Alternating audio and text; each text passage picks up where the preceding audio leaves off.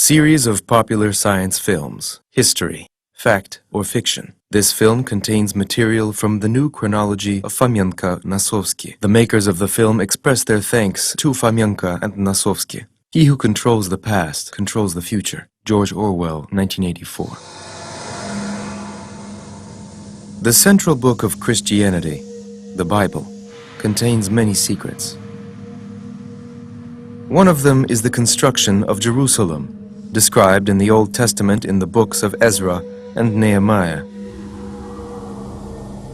These books tell us that Jerusalem was captured by troops of the Babylonian king Nebuchadnezzar and was totally destroyed, but was restored 70 years later.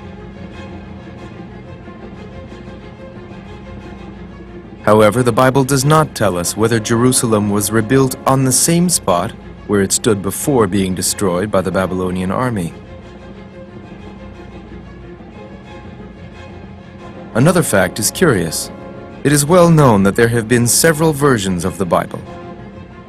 In different versions, there are different descriptions of the rebuilding of Jerusalem.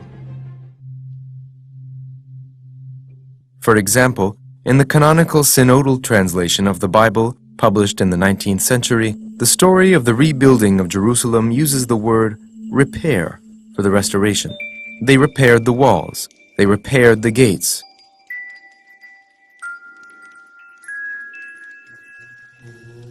Yet in older versions of the Bible, published in the 16th century, they use the word create or build.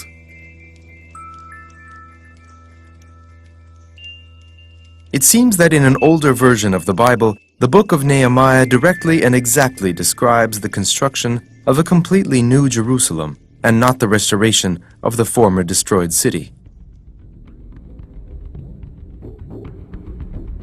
The later editors of the Bible needed this slight change from the word build to the word repair in order to convey that Jerusalem was rebuilt on the site of the former capital city and not in a new location. But that leaves us with the question, where exactly was Jerusalem built?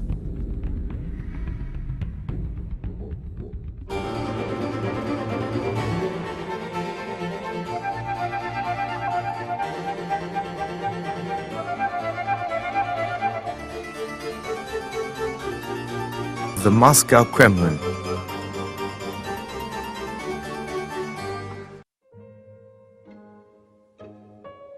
Russian scholars Anatoly Fomenko and Gleb Nasovsky have been working for many years on a reconstruction of the real story based on a new chronology. They have studied hundreds of ancient records and documents, analyzing the text of the Bible with the help of their own original mathematical and statistical methods. The scholars reached a conclusion which confounded even them. One of the amazing facts we brought to light in analyzing the Bible is the discovery that in a well-known book of the Old Testament, the book of Nehemiah, it seems that there is a description of the Moscow Kremlin in the 16th century.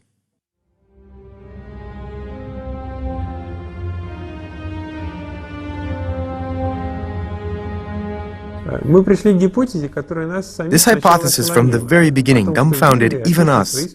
The idea arose from purely chronological reasoning. According to our research, it appears that the biblical description of the construction of Jerusalem actually refers to the 16th century. But at that time in the history of the Middle Ages, there was only one case of the construction of a major holy city, the construction of the Moscow Kremlin. And I'd like to point out that according to our research, the Kremlin was built in the 16th century, not in the 15th century, as historians have thought, but actually a century later.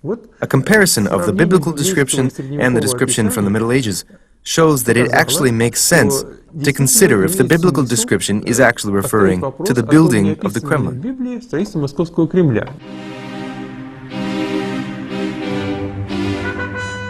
Part 1. When was Moscow built?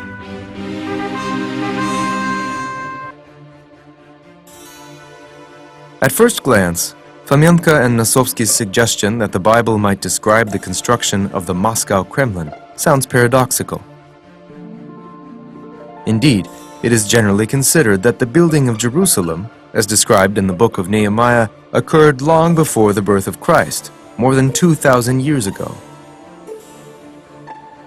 What does that have to do with the building of the Kremlin?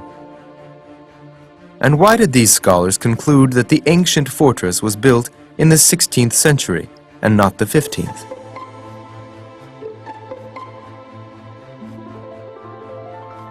History maintains that the white stone Kremlin of Ivan Kalita replaced the Kremlin built during the reign of Ivan III, and that it was constructed in the 15th century. But in the middle of the 16th century, at the very beginning of the reign of Ivan the Terrible, a fire destroyed the Kremlin. Therefore, Ivan the Terrible had to rebuild it. But the authors of the new chronology absolutely disagree. They are convinced that Ivan the Terrible didn't rebuild the Moscow Kremlin, but rather built it from scratch. This can be inferred from the history of the construction of the fortress walls of Moscow. It is generally accepted that the first ring of walls, that is, the walls of the Kremlin, were completed in the beginning of the 16th century.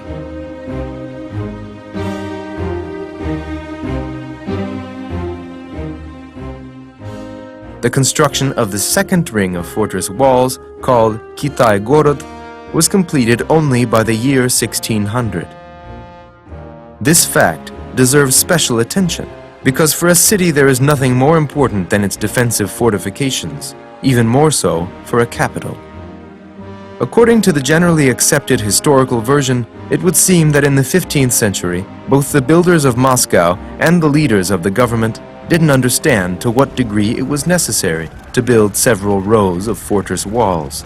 Wars were sweeping the countryside. Moscow had been attacked by the Crimean Khans, but Muscovites had to wait 100 years before they finally built a second fortress wall. And the third wall, Belый Gorod, was only built in the beginning of the 17th century. It seems that the Russian rulers needed 200 years to strengthen the defenses of their city to the standards of military technology of the time. Yet in Constantinople, for example, they already had the exact same plan of 3 rings of walls. It is logical to suppose that in Moscow, the construction was carried out according to the same rules. Without such defenses, the Moscow Kremlin would have been easy prey for an enemy, but we know that in the 16th and 17th centuries, it was never attacked. There is one other curious fact. Sigismund von Herberstein, an Austrian diplomat, wrote a book called Notes on Muscovite Affairs. Baron Herberstein visited Russia twice, in 1517 and in 1529. In his book, he described in great detail his travels in Moscow and even included a detailed plan of the Moscow Kremlin. However, there doesn't seem to be any similarity between his plan and the appearance of the actual Kremlin. Anyone who has seen the Moscow Kremlin will see that the number of towers, gates, and cathedrals depicted in the plan don't match. The outer appearance also has nothing in common with reality. The only similarity is the depiction of the city at the confluence of 2 rivers. But according to the accepted timeline, by the time of Herberstein's travels, the construction of the Kremlin was already complete. Why then didn't the Austrian diplomat depict the Kremlin as it was, but instead some other fortress? Unfortunately, historians don't have a good answer to this question. It is thought that he simply drew a generalized plan. However, the authors of the new chronology don't see anything strange. Herberstein simply couldn't draw a correct plan of the Moscow Kremlin because at the time of his travels, it hadn't been built yet. At best, it was still being built, but hadn't yet reached its finished appearance.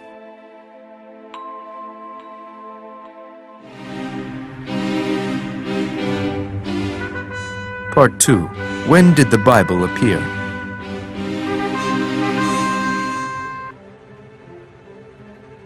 It is generally accepted that the Bible was written more than 2,000 years ago. How then could its pages contain a description of the construction of the Moscow Kremlin, which happened in the 16th century? Some historians suggest that the architect merely took the description of ancient Jerusalem from the book of Nehemiah as a model and built the Moscow fortress according to the biblical description.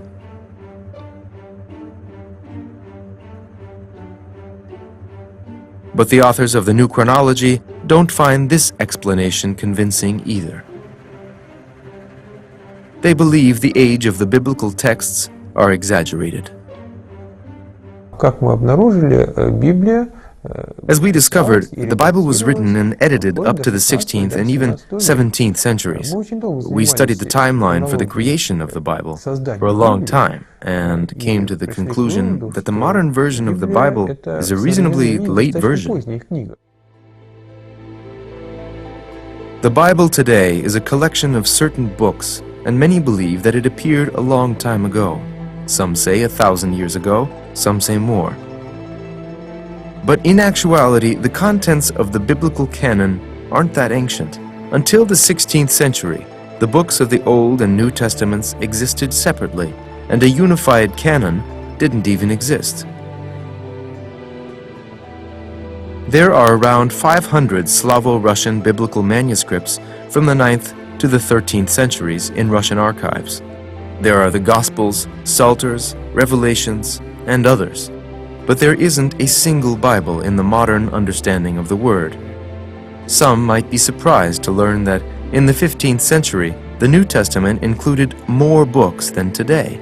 The opposite is true of the Old Testament. Some books that exist today were missing. They appeared later, in the canonical collection. In other words, even in the 16th century, the Old Testament wasn't complete.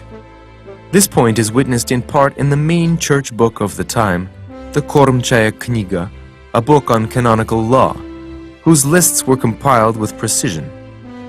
The first printed Bible only appeared in Russia in 1581. This was the well-known Ostrog Bible of Ivan Fyodorov. In fact, in the foreword to his publication, the Russian printer wrote that he experienced more difficulty in the search for incomplete biblical books. So, in dating the appearance of the first Russian canonical Bible, it is only possible to say with certainty the 16th century. In other Orthodox communities, the canonical Bible appeared even later. For example, it appeared in Greece 300 years after the Bible of Ivan Fyodorov in the 19th century. As for Europe, the Catholic Church recognized the biblical canon only in 1545 at the Council of Trent. This means that the Latin canonical Bible also appeared in the 16th century. Traditional history doesn't have an exact logical explanation for the late unification of the disparate biblical texts into a common canon. There also isn't a clear explanation for the absence in the 16th century of the books of Chronicles, Judith, and Maccabees from the Old Testament. There was no book of Ezra and no book of Nehemiah. It follows that if in the 16th century there was no book of Nehemiah in the Old Testament, then the builders of the Moscow Kremlin couldn't have used it as a model. On the contrary, if we assume that the book only appeared at the end of the 16th century, then that means that the book was created at the same time as the construction of the Moscow Kremlin and could in fact be an account of those events.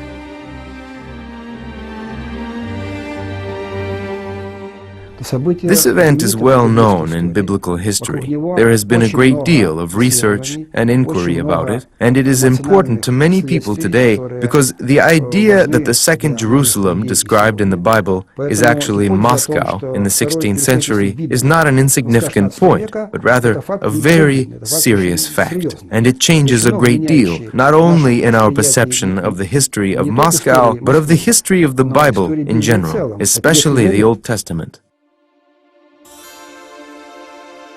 We will now follow the travels of the biblical Nehemiah and, using concrete examples, examine how amazingly similar the Moscow Kremlin is to the Jerusalem of the Old Testament. We will use the text of the book of Nehemiah, taken not from one Bible, but from three, from different years of publication. In fact, the biblical texts were not simply rewritten and republished, but from publication to publication, they were thoroughly edited and changed. Therefore, a comparison of different texts will make our investigation more precise. The first text is from the Ostrog Bible, published in 1581 by the publisher Ivan Fyodorov by order of Duke Konstantin Ostrogsky.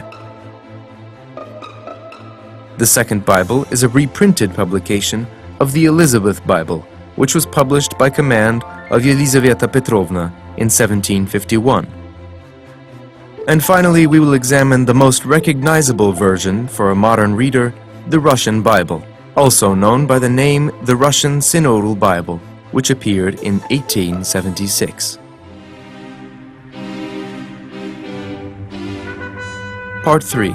Towers and Gates.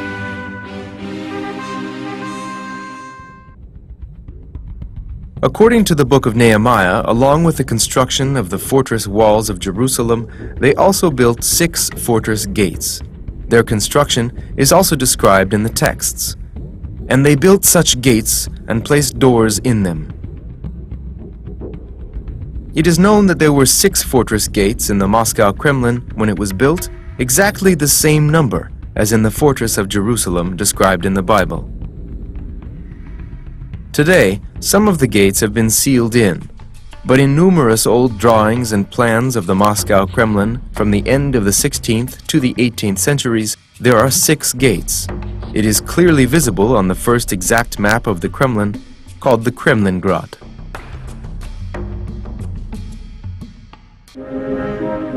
The Sheep, or Spassky Tower. The first gates that come to mind from the Bible are the sheep gates, or herd gates. These gates refer to the Spassky gates of the Moscow Kremlin. In several places in the Bible, they are called the Jerusalem gates. The Spassky gates were also called the Jerusalem gates because they exited onto Jerusalem, another name for the cathedral of Vasily the Blessed, or St. Basil's Cathedral. This is noted on several engravings, one of which is on display in the Museum of New Jerusalem in Istra, outside of Moscow. Through these gates on Palm Sunday, the Patriarch would perform the symbolic procession on a foal to the Moscow Jerusalem, the majestic Pokrovsky Cathedral. This was a ritual journey on a donkey, symbolizing the entrance of Jesus Christ into Jerusalem. These gates were also called the Fralovsky gates. It's possible that not far from the Spassky gates, there used to be a church of Saint Floris. It is well known that Saints Floris and Lauris are the patron saints of horses and horned cattle. That is why cathedrals in their honor were built near places with many animals. On old plans of the Kremlin, rows of shopping stalls across from the Spassky gates and next to the Pokrovsky Cathedral are labeled as shops where hides of various animals are sold. And the bank of the Moscow River at this point, across from the Kremlin, is known to this day as Ovchinikovskaya, so the Spassky gates could easily be called either Sheep Gates or Jerusalem Gates. The Fish or Konstantin Yeleninsky Gates. After the Sheep Gates, the Bible speaks of the Fish Gates. They perfectly correspond to the Konstantin Yeleninsky Tower. This tower gets its name from the church of Saints Konstantin and Yelena, equal in stature to the apostles, built not far away in the Tainitsky garden of the Kremlin. Until 1917, this church was an ordinary parish temple. In 1928, the Bolsheviks destroyed the church. Originally, the tower contained a passageway into the Kremlin with gates. In the 18th century, the passageway through the Konstantin Yeleninsky Tower was destroyed, and the gates filled in, but they are clearly visible on an old plan of the Kremlin from that time. Across from the Konstantin-Yeleninsky gates of the Moscow Kremlin, there used to be rows of shopping stalls where they sold fish. To this day, there's a side street called Fish Alley. Those gates could full well be called the Fish Gates. The Old or Nikolsky Gates. The next gates named in the Bible are the Old Gates. They refer to the Nikolsky Gates. Moving along the walls of the Moscow Kremlin from the Spassky Gates along Red Square, to the right we arrive at these gates. The Nikolaevsky or Nikolsky Kremlin gates take their name from the Nikolsky Greek monastery. It was located not far from Nikolsky Street. This street has for a long time been known for its educational institutions, bookshops, and printing houses. Next to the grounds of the monastery is a building which today houses the Historical Archives Institute. But in the 16th century, it contained a printing house and the synodal print shop. This is where Ivan Fyodorov printed the first Russian book. The Nikolsky Monastery was also called the Nikola the Elder Monastery. Thus, the full name of the Nikolsky Gates matches the biblical name.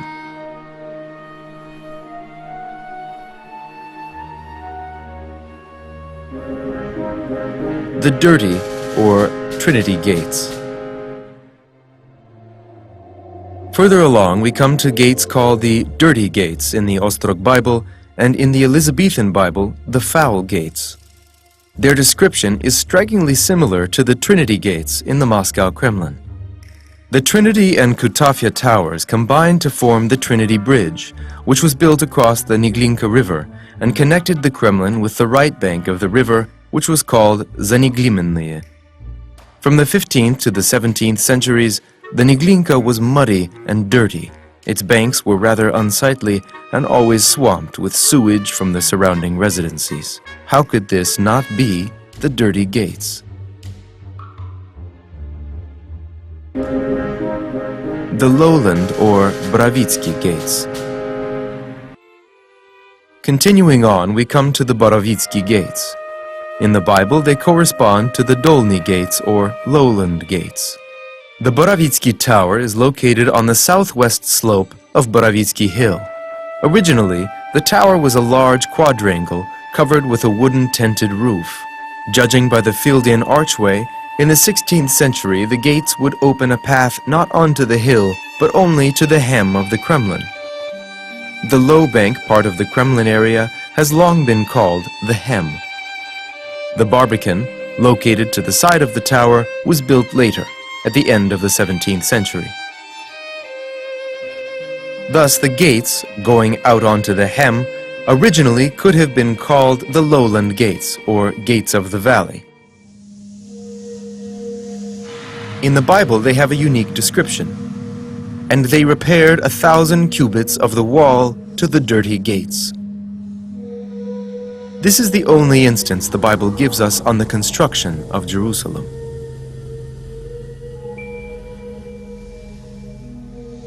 The Bible's author used a unit of measurement called a cubit. This unit was used by many peoples, but there is no standard reference for that length. It represented the distance from the elbow joint to the tip of the extended middle finger. In order to determine the length of wall between the gates of the valley and the dirty gates, we will use the most common unit of length from antiquity, the Syrian cubit. We will then compare that number to the distance between the Trinity and Borovitsky towers of the Kremlin. If we look up the Syrian cubit in an encyclopedia, we find that it equals 37 centimeters. Multiplying that by the distance between the dirty gates and the gates of the valley given in the Bible, we find that 1,000 cubits is 370 meters. If we compare that to the distance between the Trinity and Borovitsky gates of the Kremlin, which measures 380 meters, then the difference is only 10 meters. 380 метров. This fits remarkably well. Совершенно идеальная. Gates of the Fountain, or Tainitsky Gates. The last mention of gates in the Bible refers to the construction of the gates of the fountain. In the Kremlin, they correspond to the gates of the Tainitsky Tower. These were the only gates on the section of the Kremlin wall that runs along the Moscow River. In this tower, there was a passageway with gates and a barbican which connected the tower with a stone bridge. This raised bridge granted access to the barbican. The Tainitsky Tower was very important for the defense of the Kremlin from the direction of the river. The tower also contained a well and a secret exit to the Moscow River. Таким образом, все 6 ворот Московского Кремля. It works out that all 6 gates of the Moscow Kremlin completely coincide with their biblical names, in the exact order in which the biblical gates of Jerusalem are listed. The parallel is simply ideal, that's all there is to it. Соответствие просто идеальное, и на этом оно не кончается. Besides the gates, the book of Nehemiah also tells us that there were towers without gates in the fortress walls of Jerusalem. Next, we will compare these towers with those of the Moscow Kremlin. The towers of Mea and Hananel. According to the book of Nehemiah, between the sheep and fish towers of Jerusalem stood the towers of Mea and Hananel. In the Kremlin, the sheep and fish towers are represented by the Spassky and Konstantin Yeleninsky towers. Between these towers there are 2 other towers, the Nabatnaya and the Tsar's Tower. The Tsar's Tower is in fact built on top of a wall. In contrast to the other towers, this is the only one that doesn't jut out from the Kremlin walls. According to legend, Ivan the Great would watch people on Red Square from this tower, which is why it is called the Tsar's Tower. The Stove, or Corner Tower. Let's read further. Between the old gates and another pair of gates, the Bible tells us of another tower. In the book of Nehemiah, it is called the Stove Tower. Looking at the Kremlin, the old gates in our case are the Nikolsky gates, and the pair of others are the Trinity and Borovitsky towers, located in one wall. Between the Nikolsky and Borovitsky gates is the corner Arsenal Tower.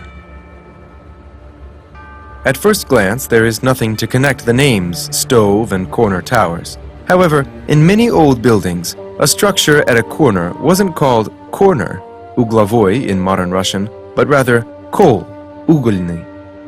Therefore, it isn't out of the question to assume that the biblical author, having heard the name of the tower, simply mixed up the stress, and instead of the word ugolnaya, corner, it became ugolnaya, coal.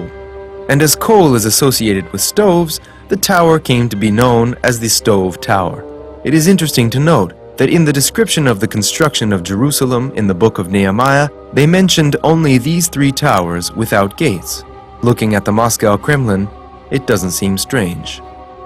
Indeed, it is thus described: the mightiest fortress tower and 2 other towers located across from the Pokrovsky Cathedral, towers from which one can see Red Square, where all of the main events of Moscow in the Middle Ages happened.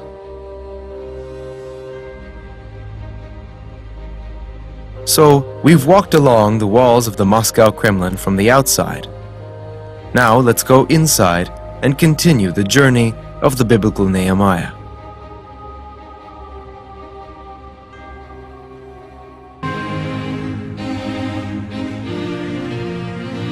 Churches and palaces.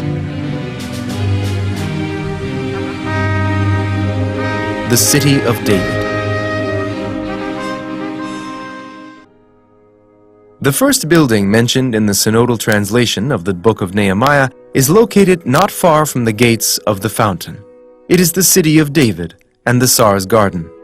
In the Ostrog Bible, instead of the Tsar's garden, they talk about the Tsar's squares, which are reached by stairs leading down from the city of David. The gates of the fountain, according to the version of Fomenko and Nasovsky, are the gates in the Tainitsky Tower. The squares are the Cathedral Square, and the City of David is the Tsar's palace.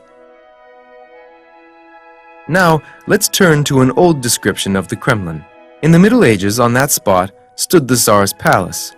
The Great Kremlin Palace was built only in the middle of the 19th century. From the old Tsar's palace, there remains only the Terem Palace, the Tsarina Golden Palace, and the Palace of Facets. The Palace of Facets, in antiquity, had an exit onto Cathedral Square via the Red Terrace and staircase. This aligns perfectly. The City of David is the Tsar's palace. The steps leading onto the square are the red staircase leading onto Cathedral Square. Russian rulers went out onto this terrace to show themselves to the people. From there, they would parade to the Dormition Cathedral for coronations. From the Red Terrace and Tsar's staircase resounded the Tsar's proclamations. Therefore, it isn't surprising that this is where the biblical story begins. Tombs of the Davidovs. Further on, following in the path of Nehemiah, are the tombs of the Davidovs. In the Ostrog Bible, they are called the Cavern of the Grave of Davidov. What does this cavern have in common with a tomb? Originally, the word cavern meant an enclosed, clandestine place. Therefore, the Ostrog Bible, which refers to the sepulchre as a cavern, is more accurate than the later synodal translation, which mentions only tombs, as tombs can be either enclosed or open air. But on our path around the grounds of the Kremlin, we come to the Cathedral of the Archangel. This cathedral, to this day, serves as the burial vault of the Russian Tsars. A large part of the cathedral is filled with tombs. This isn't surprising, as the Archangel Michael is considered not only the patron saint of battle, but also the conveyor of souls to the kingdom of the dead. The Court of the Brave. Further on, Nehemiah comes to the Court of the Brave, near the Rybaritsa. First, we need to explain what the Rybaritsa is. In the Ostrog Bible, it says that the Rybaritsa was created by a great deed, which means it was constructed. That means the Bible is referring to some sort of structure. In Russian, the word for fish is ryba. So the name Rybaritsa is very similar to that of the fish gates. In the Kremlin, as we explained, the fish gates were located in the Konstantino-Yeleninsky Tower. Across from the Konstantino-Yeleninsky Tower is the Khobra Court, or Armory. This fits the Court of the Brave and the Rybaritsa. It's interesting that the author of the synodal translation, for some reason, in the description of the Rybaritsa, replaced the phrase "created with a great deed" with the phrase "dugout pond." In this simple way, the tower became a pond.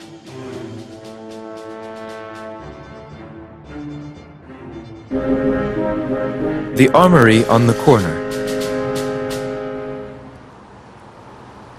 Approaching the next point along the journey of Nehemiah, we again find that the Bible was rewritten and added to. Judge for yourself. In the Ostrog Bible, Nehemiah comes to a place opposite an entrance to the strongest corner. But in the synodal translation, it is described differently, opposite an escapement to the arms in the corner.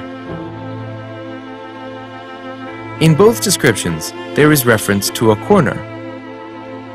But in the synodal translation, there is mention of arms, but not in the Ostrog Bible. Continuing on from the Rybaritsa, that is from the Konstantino-Yeleninsky Tower along the Kremlin walls, past the Nikolsky Tower, we come to a corner and approach the great corner arsenal tower of the Kremlin. As we already said, this is the most massive Kremlin tower, sinking under its own weight deep into the ground. And it would be fair to call the most massive tower the strongest corner. But what about the arms from the synodal translation? This is exactly where the Kremlin armory was once located, once again an exact match. But the armory was only built in 1701 by order of Peter I. In the 16th century, there wasn't an armory here. Therefore, it isn't mentioned in the Ostrog Bible. Obviously, the biblical author in the 16th century would describe the place as it was at the time. But then why did someone add the word arms to the synodal translation? Perhaps because that someone knew what was actually being described.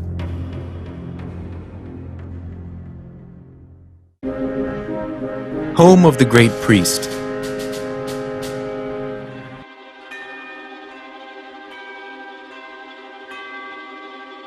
Turning from the corner to the left, Nehemiah approaches the home of the great priest. In order to move in that direction in the Moscow Kremlin, we need to turn to the left from the corner arsenal tower. Passing by several unimportant structures, we arrive at the court of the Patriarch, near the Dormition Cathedral. The Bible is absolutely correct to call either the home of the Moscow Patriarch, or perhaps even the Dormition Cathedral itself, the home of the great priest. The tall column.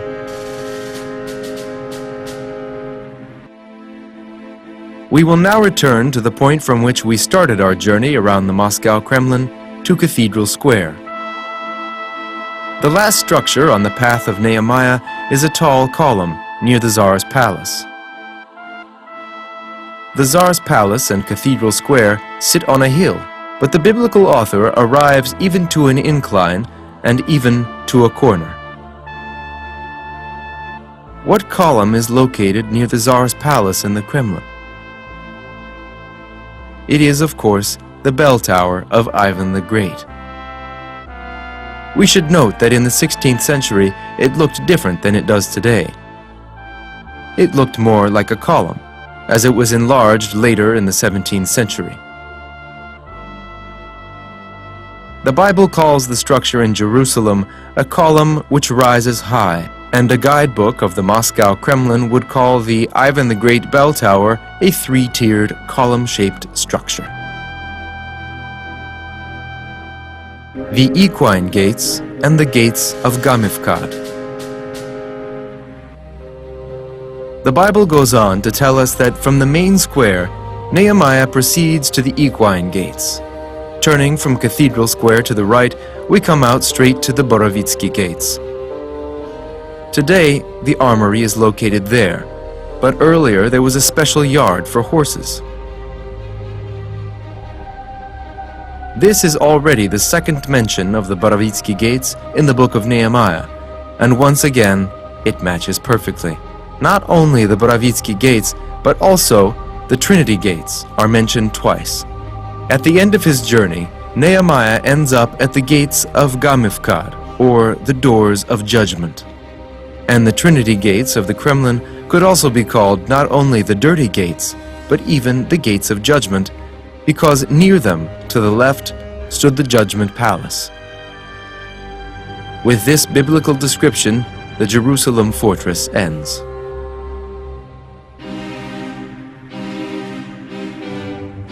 The Spring of Dragons.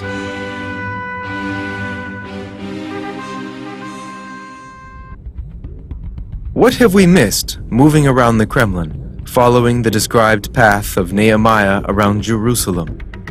We skipped only those buildings which appeared in the Kremlin much later than the 16th century, that is, in the 18th and even 19th centuries. The names and locations of all the ancient structures listed in the Bible completely match with similar structures of the Moscow Kremlin.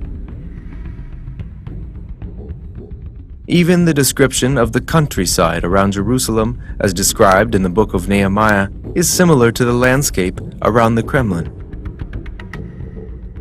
Можно сказать, в драконовом источнике тоже очень интересный момент. Let's look at the Spring of Dragons. This is also a very interesting point. Nehemiah, according to the Bible, goes to Jerusalem, passing by the Spring of Dragons. The Spring of Dragons is located, according to the Bible, not far from the gates of the valley. And in fact, next to the Borovitsky gates of the Moscow Kremlin, there used to be a Devil's Brook.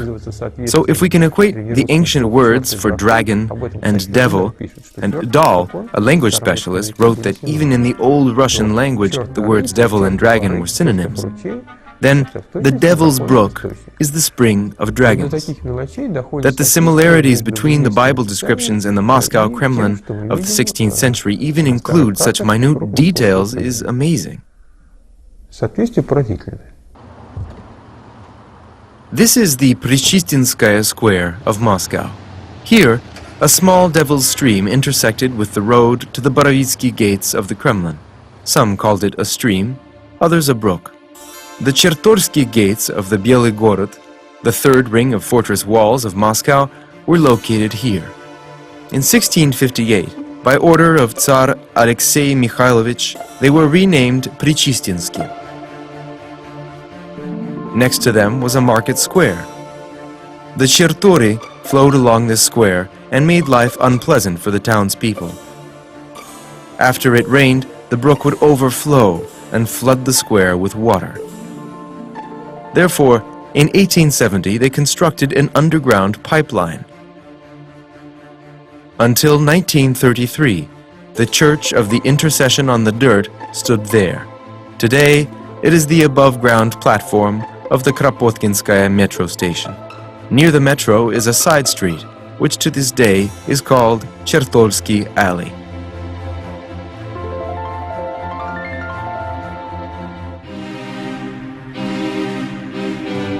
Jerusalem in the snow.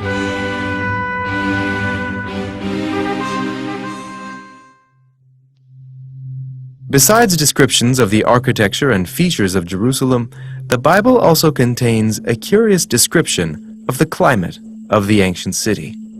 We'll turn our attention now to another book of the Old Testament, the first book of Ezra, in which the reconstruction of Jerusalem is also described. In part, the book describes how the inhabitants of Jerusalem were called to gather in the city's squares.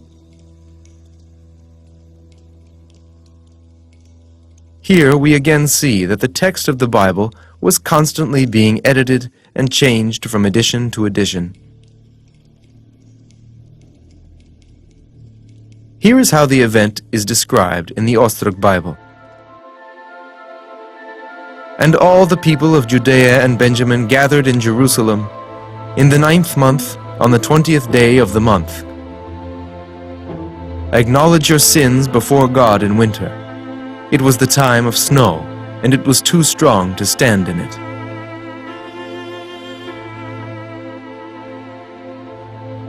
It is clearly stated in the Ostrog Bible that there was snow in winter in Jerusalem when it was so cold that people couldn't stand on the street.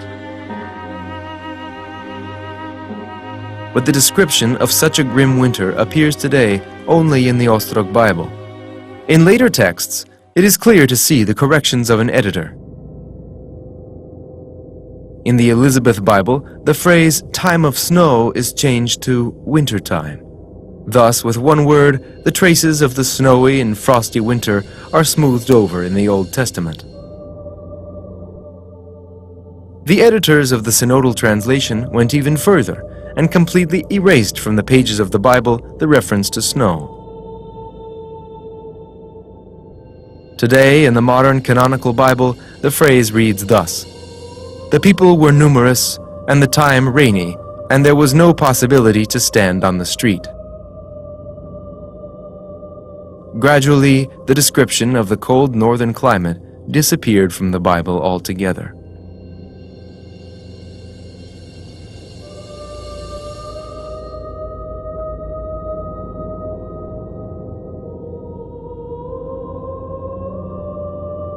В каноническом переводе говорится о том, что начался дождь. In the canonical translation, it says that it started to rain, and that scared the soldiers standing there. They started to murmur that they should disperse. This seems strange, as rain wouldn't be enough to scare soldiers experienced in battle. Moreover, in Palestine, where would such a strong rain come from? It is a hot, dry place, a scorching desert. Конечно, описание Of course, the description of the old text of Nehemiah, where it talks of snow and bitter cold, categorically contradicts the climatic conditions of modern Palestine and Israel. And of course, in order to minimize the contradiction, they made those changes.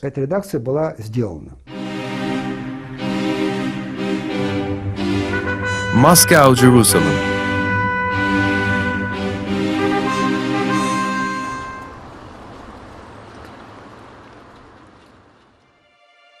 And so we've compared the Kremlin with the description of Jerusalem from the book of Nehemiah, and we've seen that the version presented by the authors of the new chronology looks very convincing, albeit paradoxical. This new historical variant won't find room on the Procrustean couch of traditional history, but the comprehension of history involves more than just the study of books already written. It is a continuous search for new, still unknown facts about the past, the thorough study of these facts, and possibly also their re-evaluation. Therefore, the research of Fomenko and Nosovsky allows us to see a different, original picture of historic events.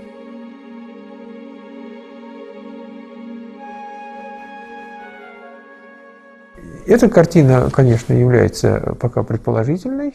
This picture, of course, is still suppositional. We're putting it forth as a hypothesis, but it does conform to the biblical descriptions, and I'll say again, it isn't just fiction that appeared out of nowhere.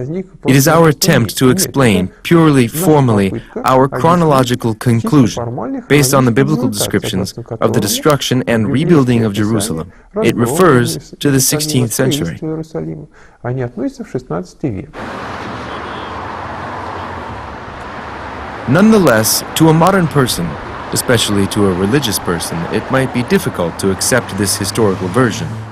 If the book of Nehemiah, in speaking about Jerusalem, is in fact speaking about the Moscow Kremlin, then why didn't the biblical author say that he was talking about Moscow, about the Russian capital? Why was it necessary to confuse things? Не нужно думать, что кто-то специально маскировал. There is no reason to think that someone intentionally masked the text of Nehemiah in order to make it unrecognizable. It was written by people who use their own language, their own symbols, and their own specifics. The book is an original chronicle written in the 16th century. The events are real enough, but it stands to reason that they are described in their own language, with specific names for the towers and for the people involved in the construction. It is likely that not only in the 16th century, but also later, it was understood by citizens of the Russian capital, as well as foreigners, that the book of Nehemiah was describing the construction of the Kremlin. It was even clear on the title page of the first printed Moscow Bible, published in 1663 by order of Tsar Alexei Mikhailovich. In the center of the page was a drawing of a plan of Moscow. Above the drawing is written, rise up, Jerusalem." It is amazing that this is written for some reason backwards, as a mirror image. Perhaps they were hiding from the non-initiated? It seems that this is directly naming Moscow as Jerusalem.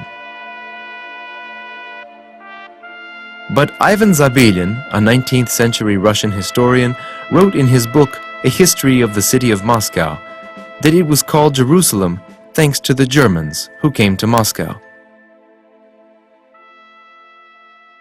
There is no other capital from the Middle Ages that can even compare to the Moscow Kremlin. And of course, such a feat of construction amazed many at the time. The admiration, the delight, the feelings it raised in people were reflected in the Bible. There is nothing surprising in the fact that such a major event found its way into the Bible.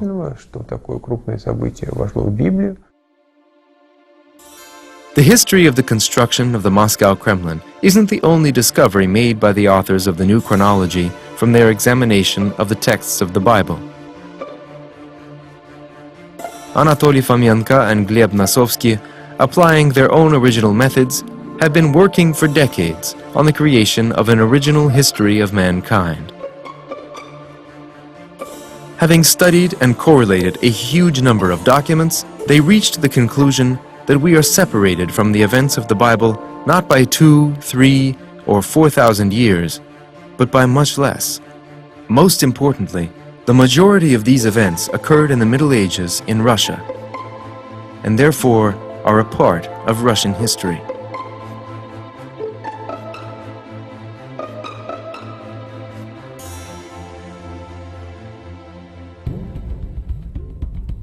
It fell to Anatoly Fomenko and Gleb Nosovsky to undertake a complete reconstruction of the events of world history, which called for a new, correct timeline. We'll discuss it in our next film, The Reconstruction of History.